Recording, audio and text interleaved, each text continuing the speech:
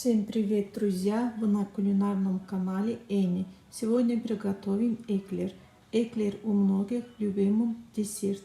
У всех разные рецепты. Эклер получается очень вкусный, нежный, легкий, без перегородки и очень вкусный.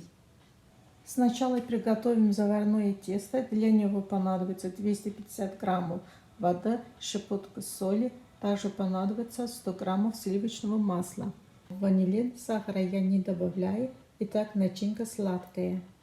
Кастрюлю я поставила на плите на средний огонь. Перемешиваем и ждем, когда полностью растворится масло. Как только масло растает и видно первые пузырьки, берем кастрюлю с огня и добавляем муки. Мука у меня высшего сорта, пшеничная. Хорошо перемешиваем, мука заварится и тесто соберется в один комок. Удобнее перемешивать силиконовой лопаткой. Перемешиваем силиконовой лопаткой до тех пор, пока все тесто не соберется в один однородный комок. Друзья, рецепт под видео. Уже тесто собирается в один комок. Тесто готово. Возвращаем кастрюлю на средний огонь и подсушиваем тесто. Делать это нужно обязательно, чтобы испарилась лишняя влага. Если этого не сделать, то эклеры не будут, как мы хотим. Продолжаем перемешивать. Друзья, этот рецепт эклера получается очень пышными и высокими. Иногда бывает разрыва, но ничего страшного.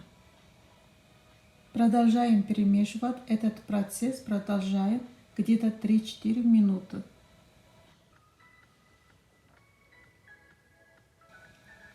Когда на дне начнет образовываться мучной налет, это будет означать, что тесто уже готово. Прикладываем тесто в миску и оставляем немного остыть. Для этого можно перемешивать, чтобы побыстрее оставалось тесто. Тесто обязательно должно немного остыть. Тесто остыло, будем добавить 4 яйца постепенно по одному. Хорошо перемешиваем силиконовой лопаткой до однородной консистенции.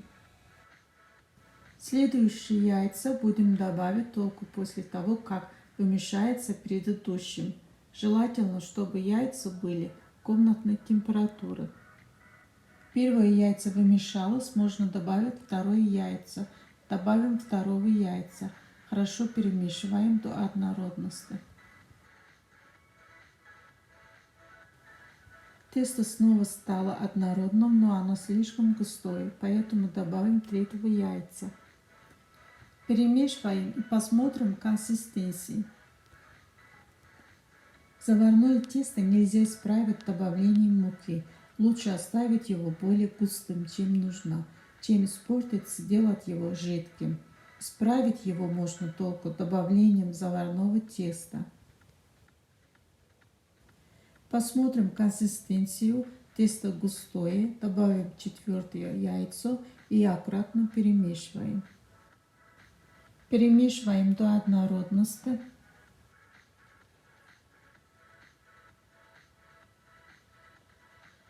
Теперь проверяем консистенцию. Тесто должно стекать. Тесто стекается. Заварное тесто получилось, как мы хотели.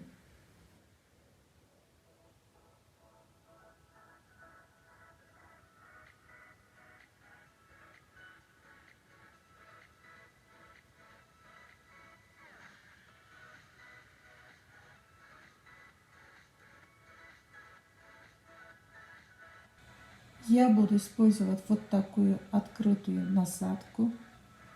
Перекладываем тесто в кондитерский мешок. Прижимаем, чтобы внутри не оставался воздух. И отсаживаем на пергамент ровные полоски. Выпекаем эклеры при температуре 180 градусов приблизительно 40-45 минут.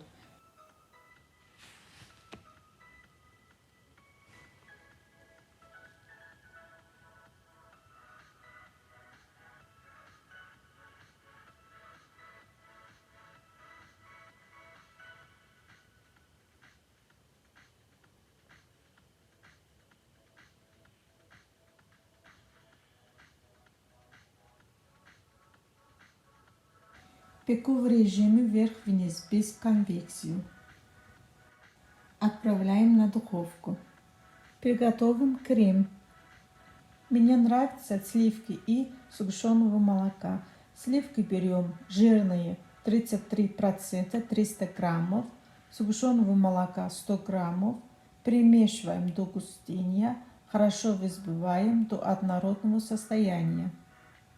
Сливки и сгущенка должны быть холодными. Готовлю крем, пока пекутся эклеры. Крем готов, прикладываем его в кондитерский мешок.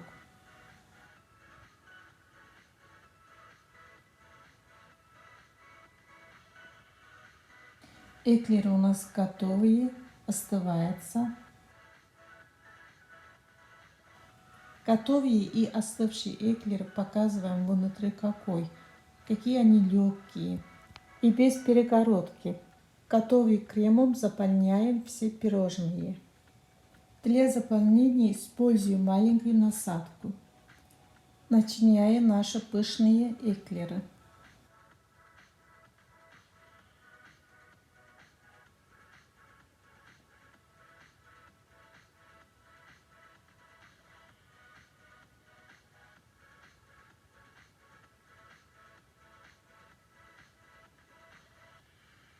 Вот наши пышные, нежные, вкусные пирожные готовы.